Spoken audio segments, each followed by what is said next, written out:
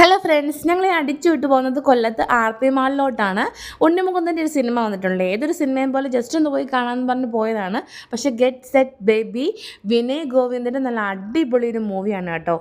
വലിയൊരു സസ്പെൻസും കാര്യങ്ങളൊന്നും പ്രതീക്ഷിച്ച് പോകണം, നമുക്ക് കണ്ടിരിക്കാൻ പറ്റും നല്ലൊരു മൂവിയാണ്.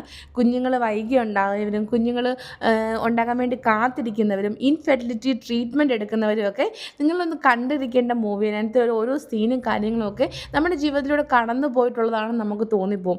അതുപോലൊരു ഡോക്ടർ എല്ലാവരുടെയും ലൈഫിൽ കാണും. ഞാൻ പറഞ്ഞിട്ടുണ്ട്, കേശിക്കുട്ടിന് ഇതുപോലെ എനിക്ക് 5 വർഷത്തിന് ശേഷം ഞങ്ങൾക്ക് കാത്തിരുന്നുണ്ടായൊരു കുഞ്ഞാണ്.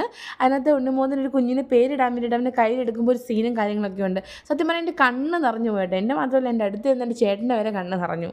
അപ്പോൾ എല്ലാവർക്കും അങ്ങനെയുള്ള ആൾക്കാർക്കൊക്കെ മൈൻഡും ശരീരവും ഒക്കെ നല്ലൊരു ഫീലാക്കാൻ വേണ്ടിയിട്ടുള്ള നല്ലൊരു മൂവിയാണ്.